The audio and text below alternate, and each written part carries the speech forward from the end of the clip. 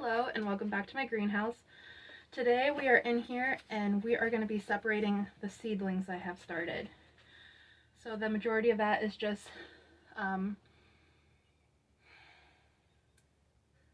peppers and tomatoes, and I also started some hyssop. This is the first time I'm growing it from seed. I think it's the first time having it in my garden as well, because I heard it's really good for pollinators. So I want to get some more pollinator friendly flowers in the garden to draw them in.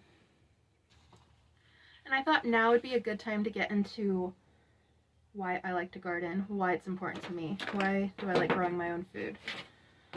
So first, the thing I need to do first is start filling all my containers full of soil. We got a little rogue spider. So I was showing you earlier what consistency you want it at. You want to be able to clump it together, but whenever you touch it, it starts breaking apart. So that way it's not too wet, but it has enough moisture that it's not going to dry out immediately.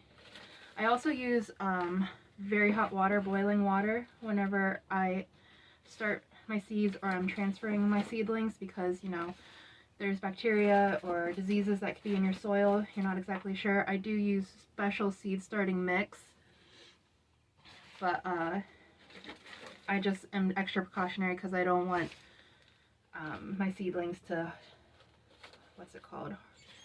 Not hard. I just don't want my seedlings to end up dying. So I showed you the soil that I'm using this time. I'm not sure what the brand is. I guess the brand is just ProMix. I used it last year and didn't have any problems when I transferred my seeds over from the seed starting soil, so I'm using it again this year. And I have lots of seedlings to separate. I've been wanting to do this for a few days now because they keep getting bigger. They're still plenty small enough that it's not going to be difficult. The roots aren't going to be entangled with each other yet. So I have one set of pots all filled, and then these are the bigger pots that I got. These are from Bootstrap Farms, I believe. I finally took the plunge last year and bought some better quality garden tools, so something that can get used year after year. So I'm just filling up the soil, and I fill it about 3/4 of the way full, so that way I can get the seedling in there and secured. So why do I garden? Why is it important to me? Well, I started gardening before having children, and having children just made that urge and that need more prevalent for me. I started growing food because I just thought it was so neat and amazing that, wow, I can plant something in my backyard and get food to eat. My parents tell me, I must have been a teenager, maybe a little younger, I don't remember this story, but that they were growing, I believe, string beans in the backyard and tomatoes, and apparently I was just baffled and amazed by this. When I started gardening at my own place, I bought all my plants as starts. I didn't grow anything from seed by myself, and I started growing plants from seeds in 2020, and since then it's just become an increased love for me. It's important to me with my children because it gets them outside with nature, it gets them connecting with nature, and there's nothing more satisfying than having your kid go into your backyard and say, "Mom, can I eat this?" And it's like, of course you can. My little one will eat chives, she'll eat the tops of onions, she'll go out there and hit the tomatoes up, she'll of course eat the ground cherries because they're like candy. And the fact that she wants her own little spot to plant her own things and be in charge of her own plants is so satisfying as a parent, because it just means that it means something to her too. It's exciting for her, it's important to her. So growing my own food, I find it fascinating, entertaining, and then the other side of that is it's better for the environment when you're growing your own food, because there's not all these extra carbon emissions. you are choosing what chemicals or what you decide to put in your garden. I try to I try to garden organically as possible. I try to garden as organically as possible. I don't use any pesticides. If I am having trouble with a bug or something, I might try neem oil. I know I've used that before, and just covering the plant up. But for the most part, I don't have many pests come after my peppers or tomatoes. Like maybe a bird or two will nick a tomato, but there's plenty of those to share, so that's not as frustrating to me. I am having a little more trouble. I'm in an area that has spotted lanternflies, and each year you can tell they just are moving in more into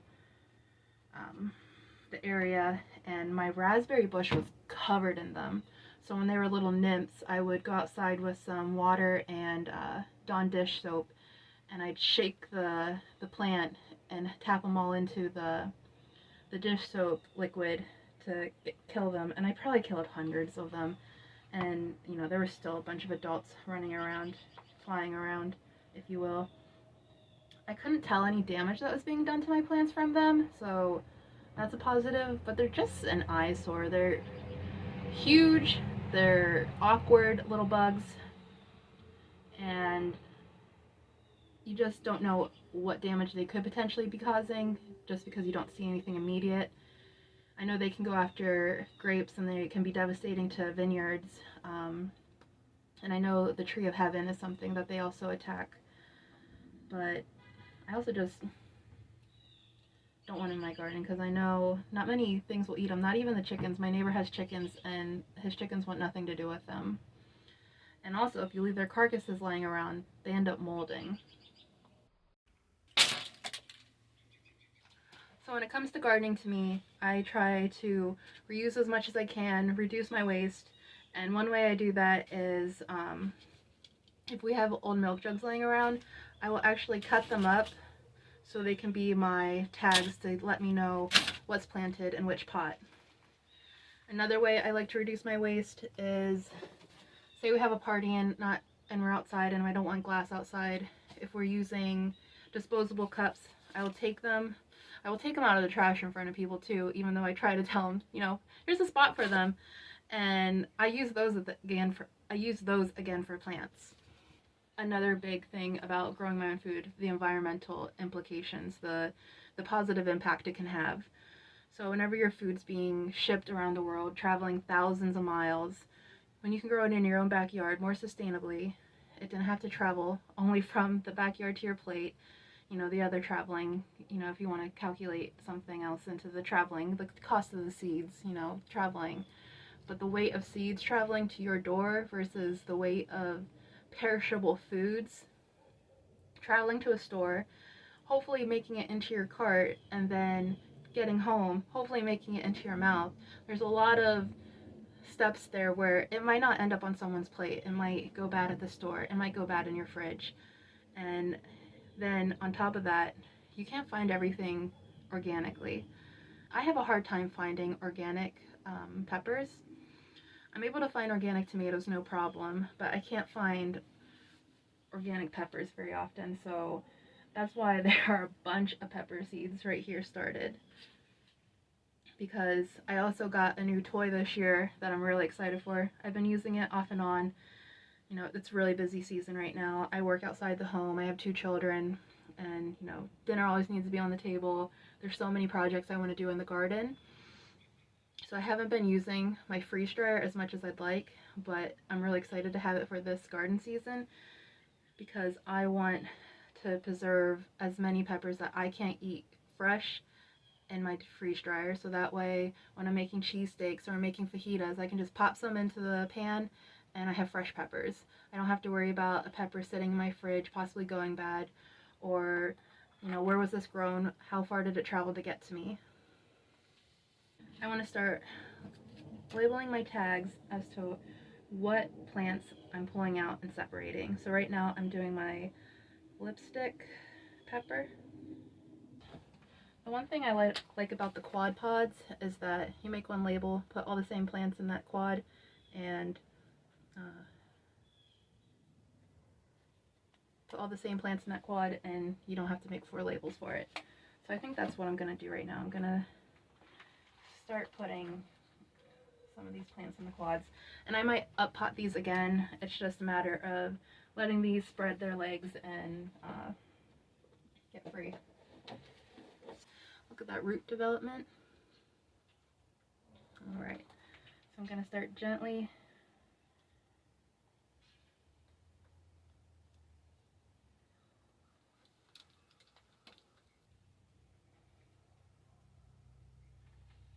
and one little cell.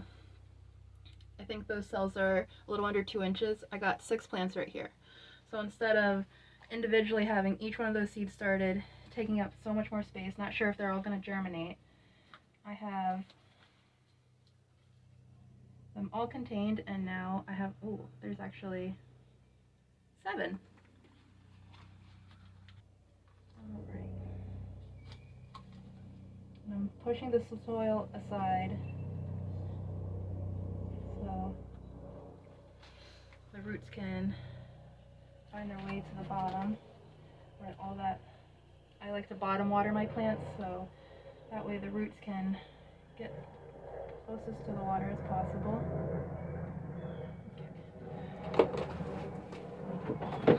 I overstretched my soil, so I'm going to be emptying a few of these so I don't have to boil some more water. And separating seeds, to me, it's a labor of love. It's really exciting to see everything you started from seed. You know, I don't know. So I've kind of discussed this before. I grew up in the city, and ever since my parents were growing, you know, just some food in their backyard, I've always been interested in it. They were, you know, never hardcore about it, but since I've started doing more gardening, they have definitely started doing a lot more gardening of their own. I know they got a big yield of potatoes last year, and they still live in the same property that I grew up as a child, and it has, you know, a double lot, so it's, you know, still in the city, but they like to grow their tomatoes and peppers. They grow so many jalapenos. It's like they eat and breathe jalapenos whenever it's summertime. And I do start seeds for them as well. Never as many jalapeno seeds as they want or need, but that's because I like to do a lot of different varieties. I like to have control in the food I grow. So my parents love jalapenos. It's probably one of their favorite plants to grow. And my mom's really excited about the freeze dryer because any excess yield that they're not eating, or, you know, we're fermenting into jalapeno pickles, they want to freeze dry. So I am all for that. Gardening can be as easy or as hard as you want it to be. Like I said, when I started out, I got all my starts from local nurseries or Amish stores. I live really close to the Amish community, so plants are a plethora around me. I normally like to separate my plants whenever, you know, the soil's a little dry, and I've been wanting to do this all weekend. It's Tuesday now, so I did have to water them today because they were just looking a bit too dry for my liking. So the things that I've gone over so far about what I like about gardening: the environmental reasons, the fascination of growing your own food, the health reasons, because you can organically grow your food, and, you know, that significantly reduces the price. And gardening can be as cheap as you want it or as expensive as much as you want to invest in it. I want to do a video where I go over the cheapest way you can do some container gardening. Like I said in another video, $35 in wood this year for my garden beds, and considering how much the price of lumber has gone up, I think that's pretty impressive. And I'm hoping to get at least 2 to 3 years out of that lumber. You know, there's beautiful garden beds that are metal and are meant to last you 20 plus years, but that's an investment. And I like to be as frugal as I can, but also want my garden to be as beautiful as it can and easy to manage as it can. So that's why I like the raised garden beds. It helps prevent weeds. It gives the plants I want a designated spot to be. My husband likes it because I put wood chips all around my garden bed, so that's less lawn he has to mow. We used to take turns mowing the lawn, but since having kids, it just doesn't work that way really. So I haven't done it too much this year, but I know in the past when I would see my seeds starting to sprout, and there's a saying that, you know, sing to your plants that help them grow. Well, I love musicals, and one of my favorite ones is Sweeney Todd, and one of the songs I like to sing is "These Are My Friends." It's whenever he's singing to his blades, you know, his shears. I just haven't been singing a lot this year though. Maybe because I'm sung out from singing to the kids. I'm gonna blame it on that. Okay. So another reason I like to garden and grow my own food is that you have a lot more choice over the varieties that you're growing. I get most of my seeds from Baker Creek, and if I'm not getting them from there, I'm getting them at like Walmart or the Dollar Tree if I just want a cheap variety that I'm not committed to a specific type of variety. In that case, that's more like my peas, my broccoli. There's another place I also get seeds from. It's Christmas Tree Shop. Weird place to get seeds, right? They immediately start them at 50% off their ticketed price, and whenever it gets into late spring, they discount them to at least 75%. So that's when I'll stock up on lettuce seeds, kale seeds, any herbs that I need or want. So the seeds that I'm splurging on are from Baker Creek and sometimes M.I. Gardner. My favorite varieties to grow are, but Paul Robeson is one of my favorites to grow.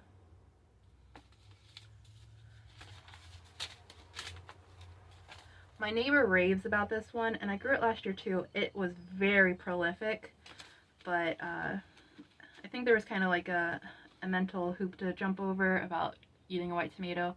They were good. They didn't really have an acidic flavor. My daughter wouldn't eat them. I don't know if it's because they were white. Another variety I really like to grow is the alpaca tomatoes, and I am using the seeds I saved from a few years ago this year around. My daughter likes the Tiny Tim because it doesn't get super high, super tall. I think it gets maybe 24 inches tall, and 24 inches tall, so you don't need to worry about cutting it back, pruning it. We really like the Aunt Molly's ground cherries. This one's a personal favorite of mine. It's very prolific. It's like a green tomato, as you can see, and it gets a red eye, so I think that's why it's called an evil olive. And last year my plants got mixed up somehow. I ended up growing way too many white tomatoes.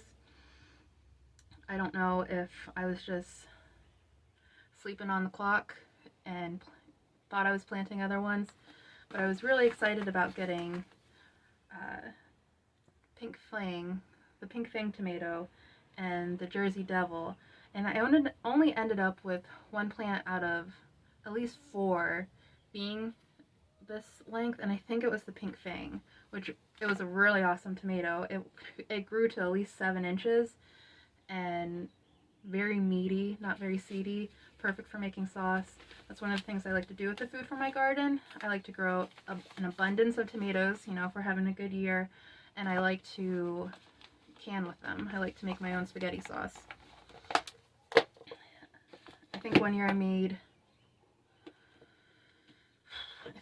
over 80 jars of spaghetti sauce, and my family goes through about 40 a year. So it was nice to have that buffer. Last year I didn't get to make that much because I was pregnant, and I get very sick when I'm pregnant. It's not a fun experience. So the other thing I like to grow a lot of is peppers. So I have the Marconi pepper I like to grow.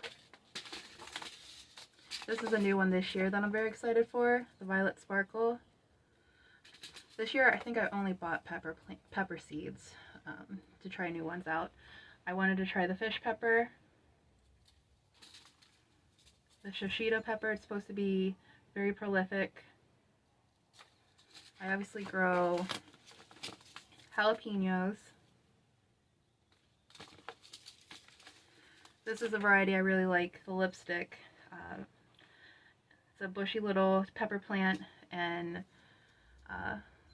you get at least 5 to 6 peppers on each plant. I've only grown this pepper 1 year, the Lesia, and when I put my plants in the ground, I don't keep them labeled, so I might have gotten confused which one was the lipstick and which one was the Lesia. This is the Korobaki. I only have a few of these started this year. It's a very beautiful plant. It's very prolific. It has very long peppers that change a variety of colors from yellow, orange, red, and they start off like a yellowish green. But they're very thin, they're very seedy, and they're just kind of a pain in the butt if you want to remove the seeds. So I am not growing too many of those this year. I've been trying to start more and more of my own flowers, and my favorite flowers to grow are nasturtium, calendula, and obviously sunflowers. I think sunflowers are one of the most beautiful flowers. Thank you for joining me in this video. Down in the comments down below, tell me some of the reasons you like to garden, or what's most important to you about gardening. And if you haven't started a garden yet, why would you want to start one? If you like this video, go ahead and give me a thumbs up. And if you want to see more videos from me in the future, go ahead and subscribe. Okay, Sam, I hear you getting shy. You're gonna have to use your big girl voice again. I'm gonna start throwing some of these in these pots, because these ones I'm gonna keep for myself. Camera can't hear you, Sam.